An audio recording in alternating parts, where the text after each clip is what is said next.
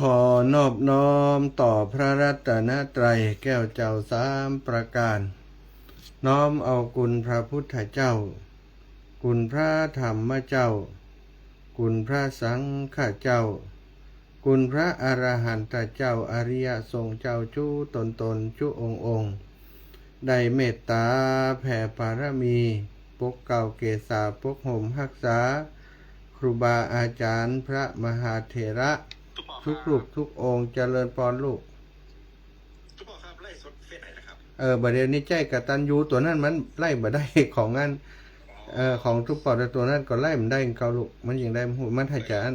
มันพ่วงกันล็อกกับตัวพุ่นเนาะน่าจะโดนบอกครับไล่โทรศัพท์เดี๋ยวผมกดกตัญญูให้ครับผมเดี๋ยวลูกลองงานตัวนั้นพอเดี๋ยวเข้ามาแก้ไขไอ้โน้ตบุ๊กให้โปรแกรมได้ครับผมได้ครับสาธุลูก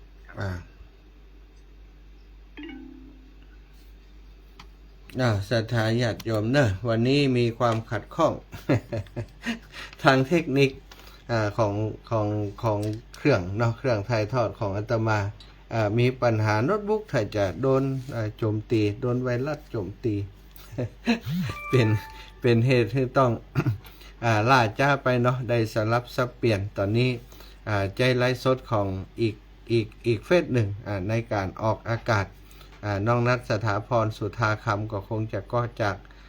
เฟสของกตัญญูตอนนี้กำลังเกาะสัญญาณอยู่ตั้งสถานีบ่ฮู้ว่าดังได้อย่างนักคุกคิกคุกคักมาตั้งแต่กี้แล้วเดี๋ยวก็จะต้องมาแก้ไขที่โน้ตบุ๊กว่ามันเกิดอะไรอย่างขึ้นมันมีปัญหาอะไรอย่างเนาะ มันโดนโจมตีเนาะโดนโจมตีโดนไวรัสซะก็เข้ารายการมาตะกี้ก็สักกรรมเดียวมันก็หายไปมันหายไปมันดับไปซื่อๆดับไปเฉยๆบ่ฮู้เกิดอะไรอย่างขึ้นเนาะกันเดียวน้องนัทสถาพรสุธาคำจะได้เข้ามาแก้ไขวันนี้ทำมันได้ไหว้พระแล้วเนอะโยมแม่ทั้งหลายปีวันใหม่จะไปโทรเตือเนอะยังใดกันกานี่จะไปโทรเตืออย่าไปโทรเตือตอนนี้ทำให้เกิดปัญหาแล้วอีแม่โทรมา โทรมาบอกว่าจะกลับอย่างใดแล้วนี่หน้ากองตอนนี้นี่กลับมาได้แล้วเนาะศรัทธาจะไปโทรมาแต่ตั้งเขาแก้ไขอยู่เนอะเข้าใจอยู่ว่าเข้าใจอยู่ว่ามันศรัทธาก็เป็นห่วงแล้วก็มีปัญหาจะโทรมาถามว่าเกิดอะไรอย่างขึ้นนั่นแหละกันเนาะแต่ว่าตอนนี้ขณะนี้อาตมาภาพใจโทรศัพท์เครื่องที่ศรัทธาโทรเข้ามาน่ะไลฟ์สดอยู่มันก็เลยเป็นปัญหาถ้าศรัทธาโทรมาเครื่องนี้กันเดียวมันก็ดับไปเหี่ยนะมันก็ดับไปเหี่ยมันก็จะทำให้การสื่อสารการออกอากาศมันแบบสะดวกเนาะศรัทธาเนาะตอนนี้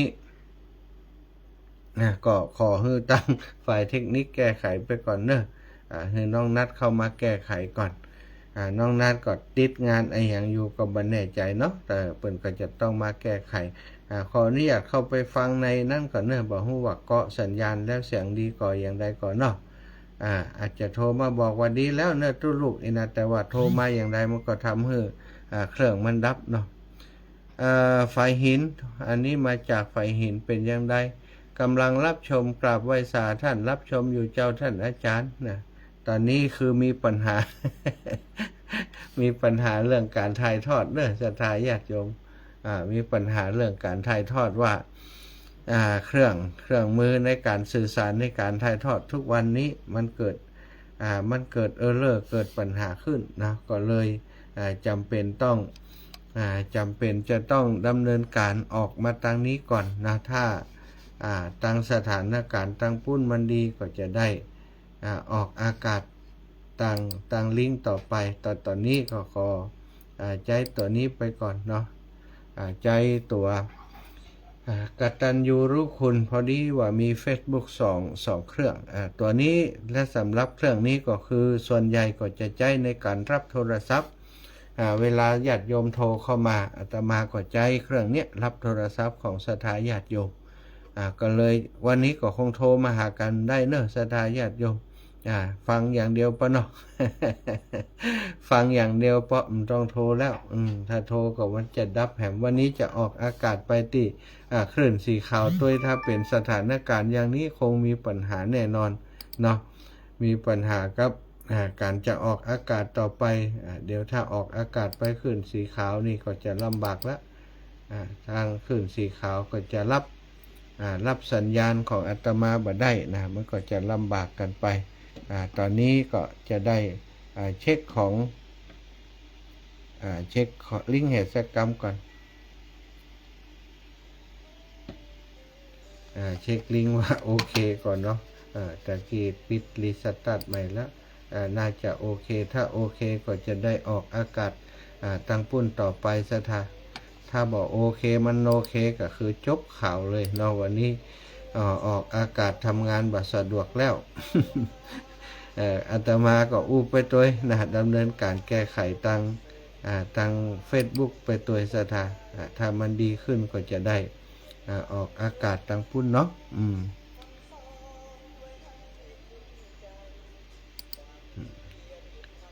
ดูว่ามันจะดีก็มันจะขึ้นก็ถ้ามันขึ้นก็จะได้เฮือละออนได้ก็ไ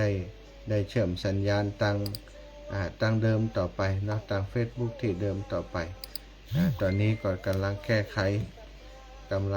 ขเหตุการณ์อยู่เนาะที่มันมีปัญหาลองแก้ไขดูนะแก้ไขดูถ้ามันได้ก็โอเควันนี้ก็มีกิจกรรมที่ไปร่วมงานครูบาอาจารย์ที่วัดประตูต้นพึ่งเนาะวัดประตูต้นพึ่งท่านางลอย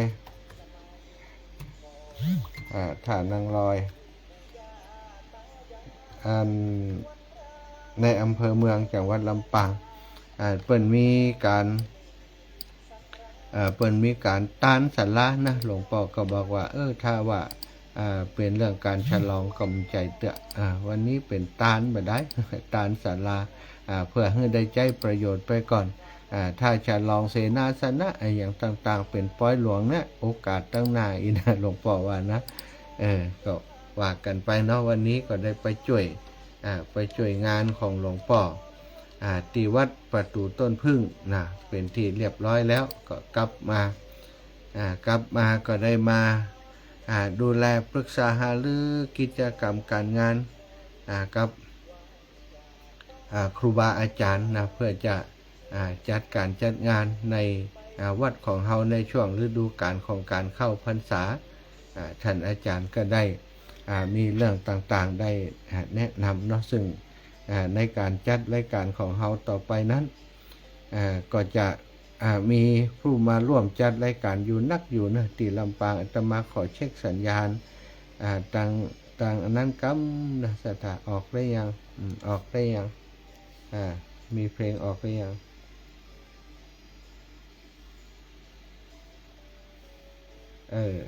ออกอากาศสดไม่ต้องอายใครตัวนี้ดีแล้วสถานที่ฟังตั้งกตัญญูเดี๋ยวขอสลับซับเปลี่ยนก่อนเด้อเดี๋ยวให้น้องนัดเปิ้นแก้ไขก่อนให้น้องนัดสถาพรสุธาคำได้มาเข้าไปตัดเข้าไปในระบบเดิมนะระบบของลิงก์ของสถานีวิทยุเนาะตอนนี้ก็จะสลับซับเปลี่ยนลิงก์แหมสถามันบัดทันนัดมันบอกโลกตอนนี้น่าจะลิงก์ไทยจะดีแล้วเนาะก็ลิงก์เนาะตุปออันไล่ตีอันของปอไล่เดิมออกละตอนนี้ลูกก็ลิงก์พอละปอฟังตะกี้เข้าอยู่ครับศรัทธาก็อู้กันไปเนอะสำหรับกตัญญูนั่น ไล่กตัญญูก็ไล่ไปเนาะฟังไปตัวเนอะ ของคุณกตัญญูกันเดียวก็จะก่อยปิดเนาะศรัทธาวันนี้เกิดความคัดข้องทางเทคนิคเกิดขึ้นนะเครื่องสัญญาณออกอากาศของอาตมามีปัญหาตอนนี้น่าจะดีแล้วเนาะน่าจะดีแล้วน้องนัดได้ก็สัญญาณใหม่ละ อ้าวศรัทธาอีปออีแม่ทั้งหลายที่ฟังอยู่ตั้งบ้านเนอะต้องขอขอบคุณที่เป็นห่วงเป็นใยโอ้รายใดนี่นะมันบ่ได้ยินนะ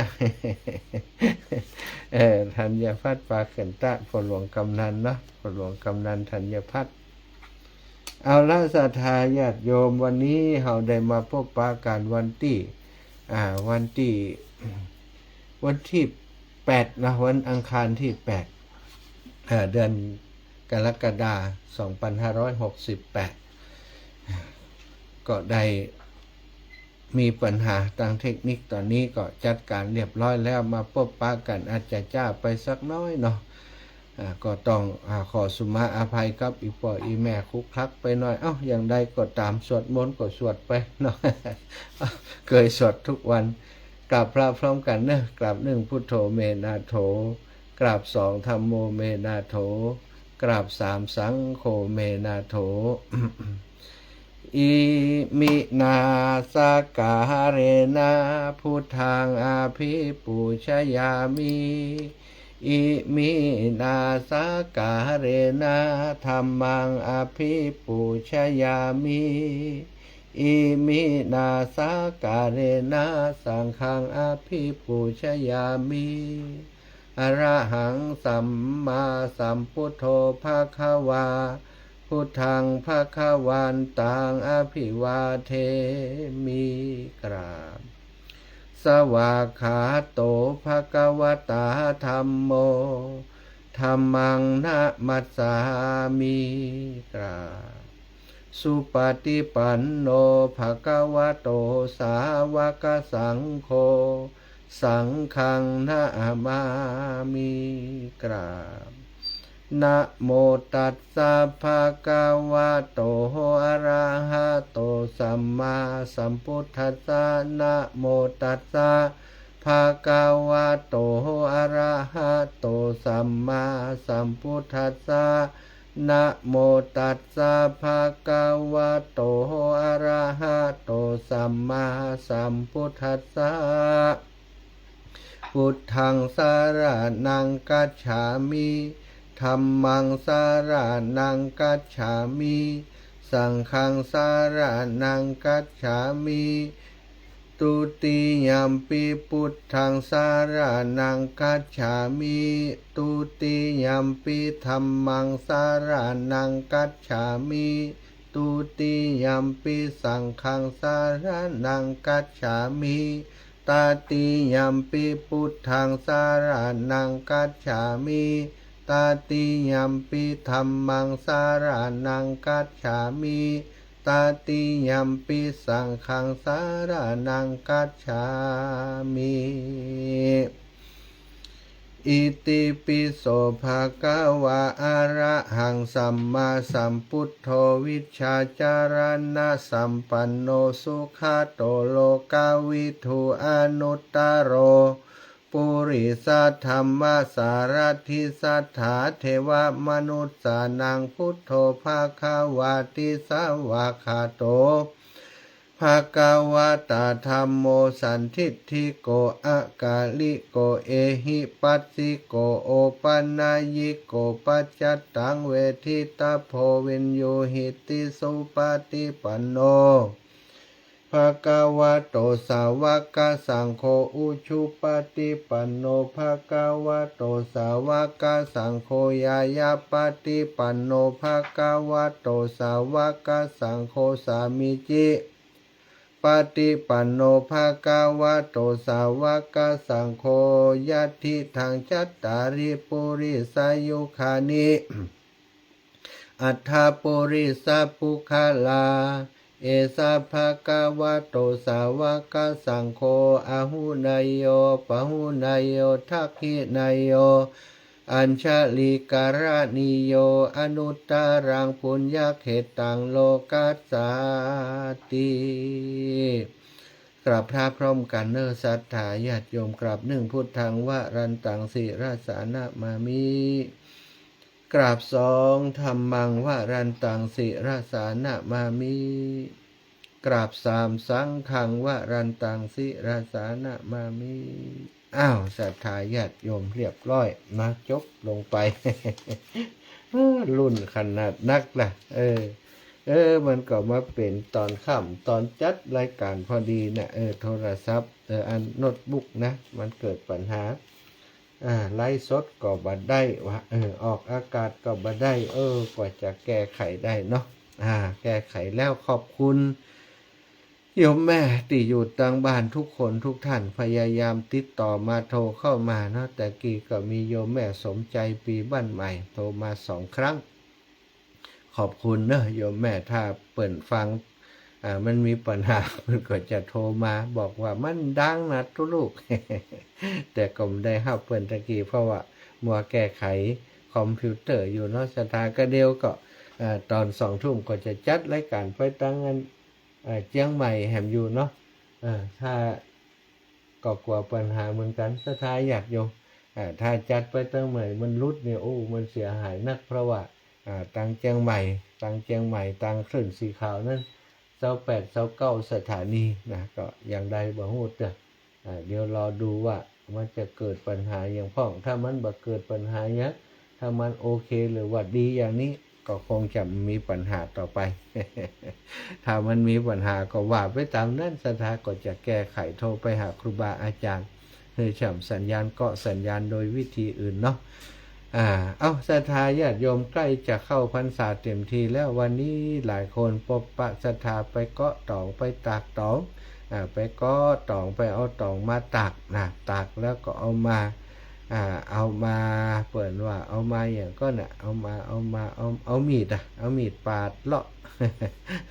เลาะออกจากก้านมันเลาะออกจากก้านมันแล้วก็เอามาม้วนเก็บไว้พับเก็บไว้แล้ววันพรุ่งนี้เพิ่นจะมีการห่อข้าวต้มข้าวนมกันเนาะห่อนึ่งห่อข้าวต้มข้าวนมเพื่อจะไปทำบุญที่วัดนะทำบุญที่วัด